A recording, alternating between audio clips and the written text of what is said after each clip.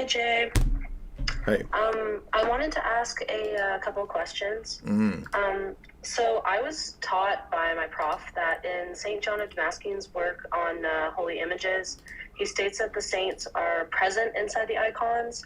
This would imply that the saints are actually omnipresent, because you could have like multiple images of St. Luke and he would be in all of these icons.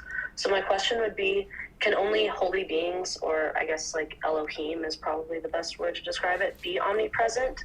So the saints And are deified, and so they're present via the divine energies because they're deified. So they're not present because they're God in a natural, in a sense of divine nature, but they participate in the divine energies, which allows them to be deified, which allows them to be in a mystical way present. And that's why, if you read Revelation 5 through 9, when John sees into heaven on the Lord's day, he's on earth, but he's in the presence of the heavenly liturgy. So we believe that the liturgy is heaven on earth, literally.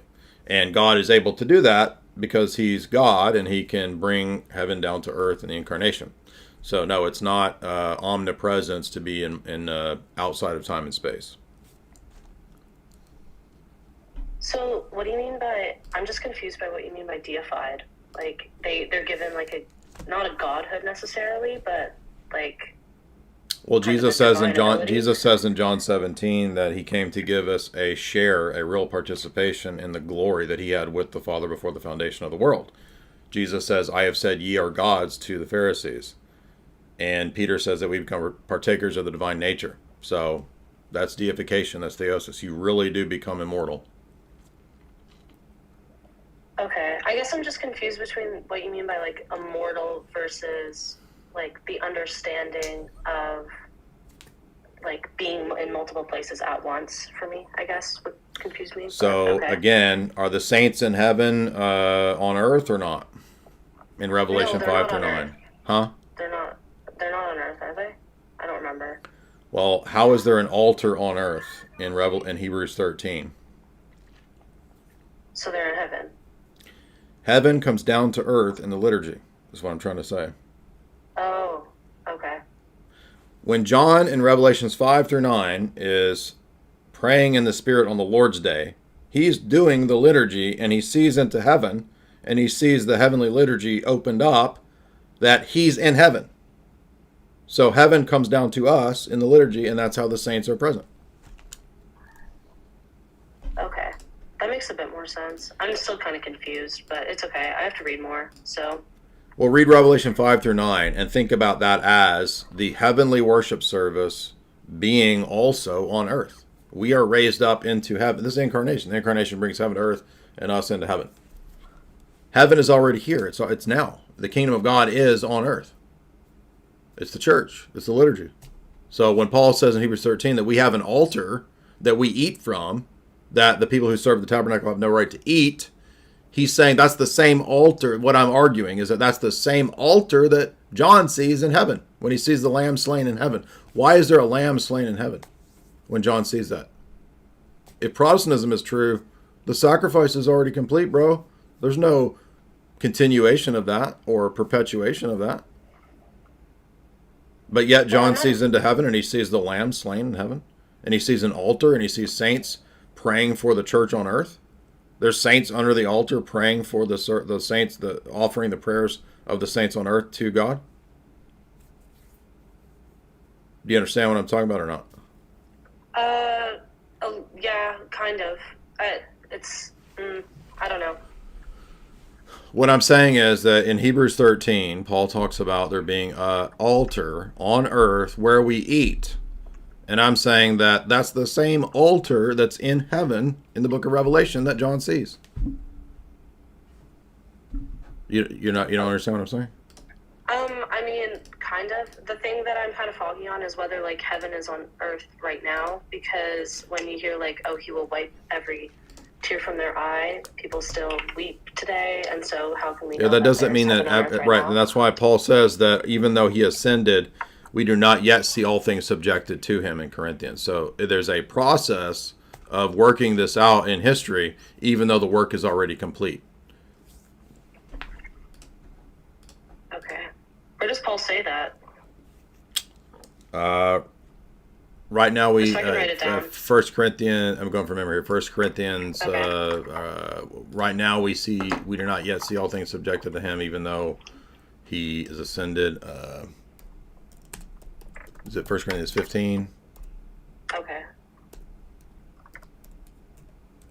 Yeah, I was just wondering because my prof was basically talking 1 about Corinthians how, 15:28. Now when all things are made subject to him,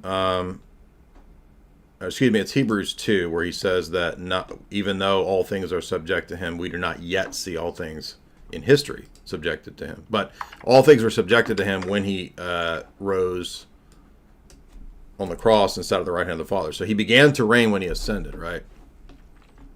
Yeah, okay. That makes a bit more sense. I think my prof was just really throwing me off because we were learning about how basically in Mesopotamia they believed that God would reside in an idol that you made, and then she made the illusion that the Orthodox believe the same thing, and therefore it's like incongruent because of the fact that you can't have like multiple idols of a human, and then there would be the human would literally be inside the idol, and then that would that made me a little confused because I was like, what the heck? So, well, even in the Old Testament, if you read the Benjamin Summer book, he admits that the Old Testament shows that there's a fluidity to the bodies and the embodiment of God throughout the Old Testament in terms of the theophanies, even to the point of multiple objects in the Old Testament, like the oak of Mamre, or like the stone that's anointed that Jacob lays his head on. Like all of these are examples of sacramental things, even in the Old Testament. So that's preposterous, and even in terms of the Old Covenant. well, basically the argument was that God, although he was kind of omnipresent in the beginning, he began to reside in the tabernacle, and now he resides in the Eucharist, which I don't necessarily fully believe because I think he's entirely omnipresent, but he's also literally inside the Eucharist as well. So it's just really confusing. Right. So this is false either ors. So yeah, I mean, I'll let you talk just a second, Father Deacon. So the false either ors because Jesus didn't cease to be omniscient. If you read Philippians 2, when he engaged in the kenosis, right? So Philippians 2 is a kenosis passage where he willfully limits himself to be in a mode of being born as a human, as a man, right? So he's in the form of God, Paul says in Philippians 2. He never ceases to be divine or loses omnipresence, but he's in a special mode of his presence in the incarnation. And it's the same with the church or the sacraments.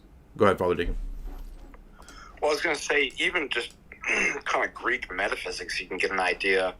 For example, there's one form of triangle, right angle triangle or something like that, that transcends space and time, or something, let's say.